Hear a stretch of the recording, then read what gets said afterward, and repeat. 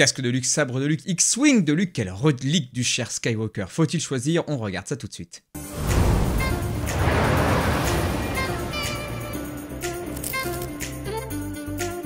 Et bonjour à tous, bonjour à toutes, bienvenue dans cette nouvelle vidéo conseil d'achat. Alors, heureux de vous retrouver à notre télé-boutique achat. On est là en débrief un petit peu de la première émission Tales of Lego, une émission sur Twitch que l'on fait où l'on parle du lore Star Wars, voilà, un petit peu l'histoire de certains personnages pour creuser un petit peu. On va chercher le canon, le légende, on s'amuse, on fait des what if, des sondages, des tier lists, plein de choses. Et pendant les deux premières émissions, avec l'ami Yarlen, on a parlé de Luke Skywalker, ce personnage-là. On a refait toute son histoire, c'était très intéressant et à l'occasion de ces discussions, on a fait un petit peu de montage de Lego, on a regardé des sets et on a aussi pu admirer une réplique de son sabre laser fourni par N-Saber. Donc l'objectif de cette vidéo est de vous faire un petit condensé de tout ce qu'on a vu pendant cette émission, de voir quelques étapes du montage du casque et la présentation du sabre. Ça vous permettra d'avoir une version condensée des différents éléments qu'on a pu mettre en avant. Et puis si jamais vous n'avez pas vu la version entière, eh bien allez-y, vous allez apprendre un paquet de choses sur Luke Skywalker. Voilà, qui finalement va avoir l'aide des dieux pour...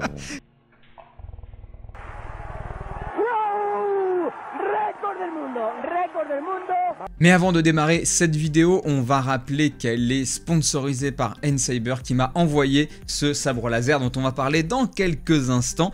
Mais voilà, sachez que si vous voulez vous procurer ce sabre, eh bien avec le code Pepito7 et le lien en description, eh bien, vous aurez une réduction de 7% sur ce sabre ou n'importe lequel autre que vous choisiriez sur leur site. Et dans un autre registre, pour tout ce qui est Lego, vous passez par le lien affilié qu'il y a en description de toutes mes vidéos. Peu importe ce que vous achetez après sur le site appartement, vous passez par le lien. Ça fait un petit soutien pour la chaîne, vous n'aurez pas de réduction, mais ça permet de financer un petit peu la chaîne, donc merci beaucoup à vous. Donc comment ça va se dérouler? On va passer en revue tous ces éléments et je vous propose de commencer par le casque de Luke Skywalker, donc celui qu'on a fabriqué pendant le Tales of Lego. Voilà, alors déjà au niveau de la pièce, voilà, on la connaît un petit peu.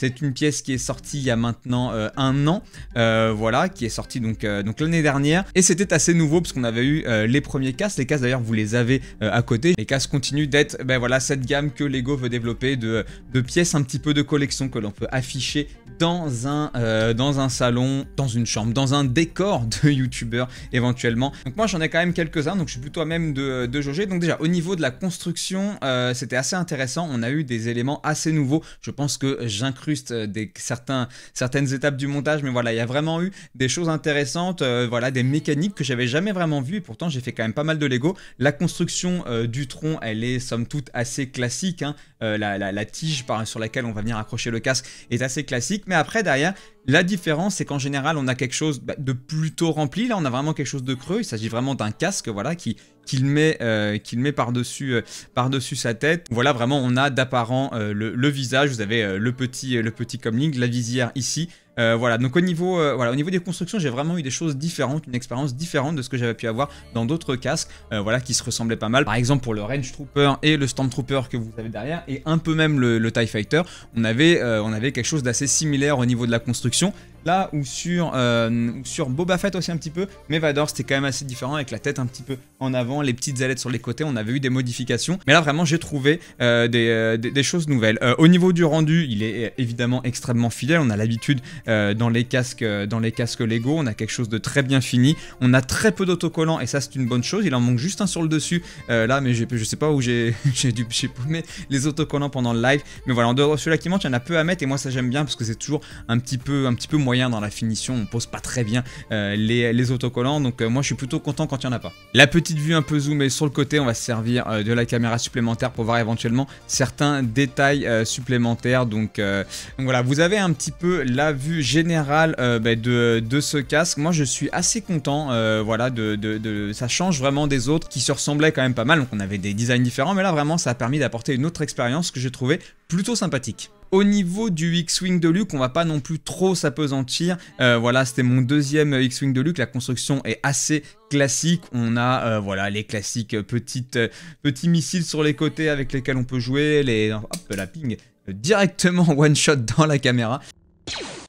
Voilà, donc toujours sympa pour les enfants, rigolo à monter, voilà, du grand classique au niveau de ce qu'on a en vaisseau et une finition toujours plutôt sympa. Donc voilà, pas énormément de choses à dire, surtout que là tout récemment est sorti la version UCS du X-Wing, donc vraiment un méga gros, voilà, qui je pense devrait apporter un peu plus de challenge au niveau du montage et un rendu forcément un petit peu plus sympa parce qu'on a vraiment un gros élément. Donc voilà, celui-là je pense pas que je le prendrai, le gros X-Wing UCS, mais voilà, n'hésitez pas, si jamais vous avez envie de craquer, toujours pensez au petit lien affilié, ça soutient beaucoup la chaîne, je vous en remercie. Donc voilà pour les 2 pièces de Lego qui ont donc rejoint effectivement le décor et on va maintenant passer à la pièce maîtresse. Vraiment pendant le stream c'était un moment assez sympa, voilà, le petit missile qui avait atterri ici, voilà, donc c'était la pièce maîtresse du stream en dehors de la construction du Lego évidemment, mais voilà, la présentation de ça j'avais gardé un petit peu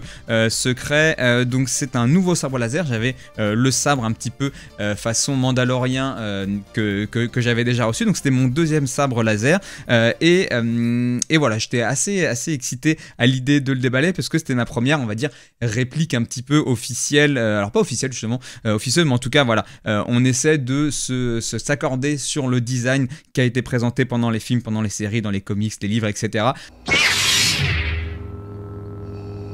I see you have constructed a new lightsaber. Donc j'étais plutôt satisfait d'avoir enfin cet élément. Alors au niveau des retours, on va essayer de balayer un petit peu voilà, toutes les différences. Je vais pas faire une présentation un petit peu, un unboxing, comme même si je vais mettre certainement des images, voilà, de faire un unboxing comme j'avais fait pour la première vidéo du sabre. Là l'idée est plutôt de faire un petit peu des comparaisons et de voir est-ce que ça pourrait vous intéresser ce genre de modèle ou pas. Déjà la première chose, on a le petit support, vous voyez, qui est fourni avec, et ça c'est quand même plutôt sympa puisque le support voilà, est tout transparent, tout neutre, donc pour l'afficher vraiment ça c'est excellent, il tient un pile poil dessus, donc ça c'est vraiment agréable. Ensuite en ce qui concerne le sabre, on va commencer par les points vraiment positifs, c'est la masse du sabre, voilà, la qualité de la finition, il est lourd, il est solide, voilà, c'est vraiment ça, je trouve que c'est une bonne chose.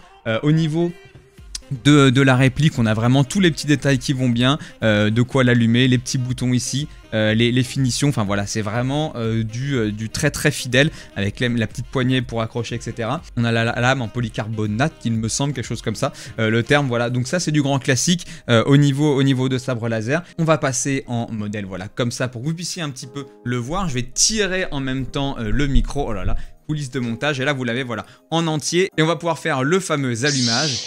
Voilà, donc on a aussi la possibilité, et ça c'est la grosse nouveauté, donc c'est le modèle NeoPixel, où vous avez la possibilité de changer le démarrage de votre sabre laser. Et donc l'intérêt c'est qu'il y a plusieurs zones du sabre laser qui peuvent être éclairées. Donc vous voyez là, l'allumage il est en petit à petit et vous avez la possibilité de faire énormément de choses, ça se met par paquet, il y a je crois 11 façons de l'allumer, donc l'avantage c'est que c'est assez sympa, ça fait des choses différentes. Le problème moi que j'ai trouvé avec ce sabre laser, c'est un petit peu la complexité pour le paramétrer. J'ai toujours pas exactement compris malgré les instructions, voilà, on a juste 2 boutons, les appuis longs, les appuis courts, quand c'est allumé c'est éteint.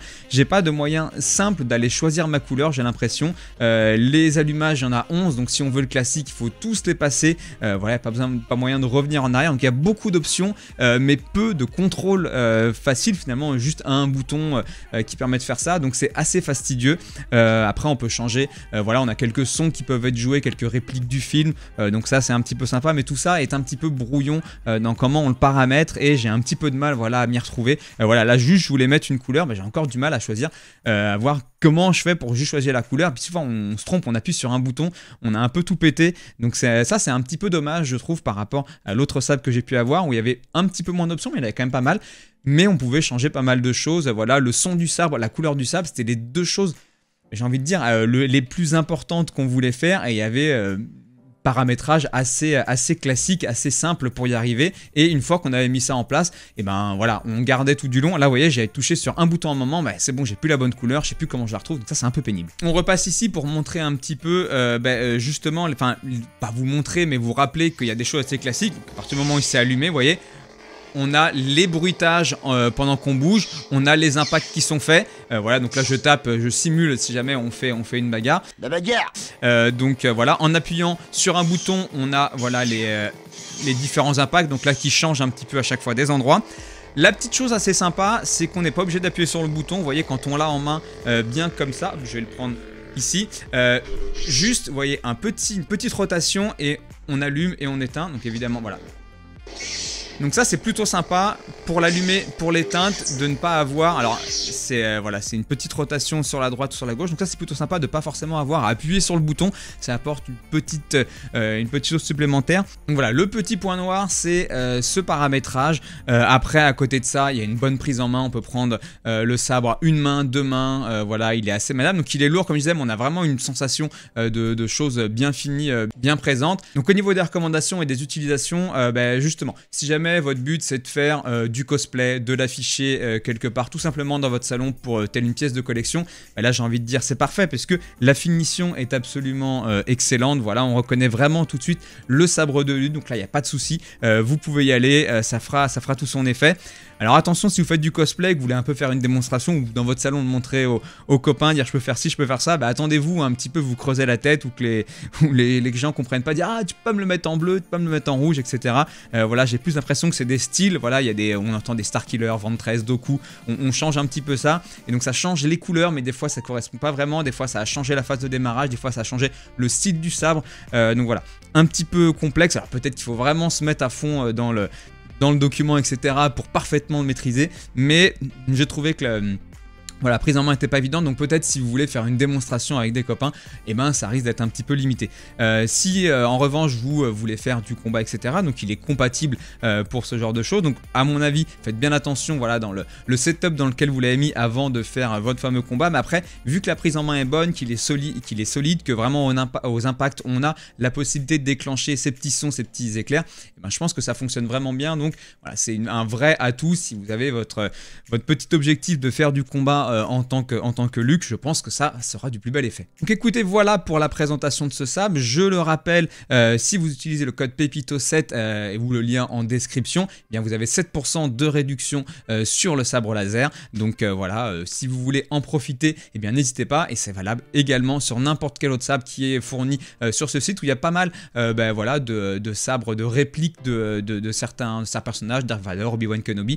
Donc vous avez vraiment de quoi vous faire plaisir si vous cherchez une relique fidèle. Je vous laisse juger, mais moi je trouve que ça fait plutôt le taf dans le cadre d'une réplique. Donc voilà, n'hésitez pas, et pense évidemment aux liens Lego si c'est les Lego qui vous intéressent. Et n'hésitez pas, si vous avez des questions ou besoin de détails sur les objets qui sont présentés, les Lego, les sabres, passez sur le Discord communautaire voilà, pour poser vos questions, ou même encore mieux, la prochaine fois qu'il y a un live Twitch, venez poser la question et dire voilà, est-ce que tu peux allumer le sabre, j'aimerais voir telle couleur, tel mode, le NeoPixel, est-ce que ça vaut le coup, tout ça. Je suis parfaitement ouvert à toutes ces discussions, toutes ces précisions, il faut absolument pas hésiter. Et je profite pour rajouter une dernière chose avant de conclure, mais si vraiment le lore Star Wars vous intéresse, les films, les séries, les bouquins qui ont pu être faits, même les anciennes histoires, donc tout ce qui est dans le légende, voilà, pour voir un petit peu les histoires alternatives qui auraient pu exister à un moment, passez en stream sur Twitch ou regardez les replays qui sont sur YouTube de Tales of Lego. Vraiment, on construit des Lego, mais l'idée c'est aussi d'aller un petit peu découvrir l'univers Star Wars, d'apprendre des choses. On parle aussi des actus, etc. C'est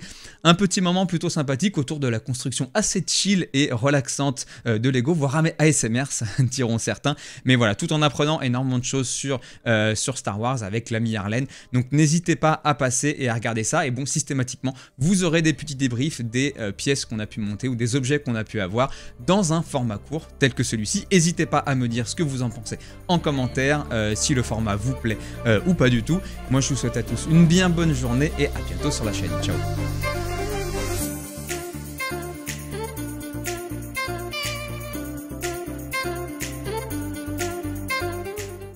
Et on va pouvoir faire le fameux allumage. Il était éteint.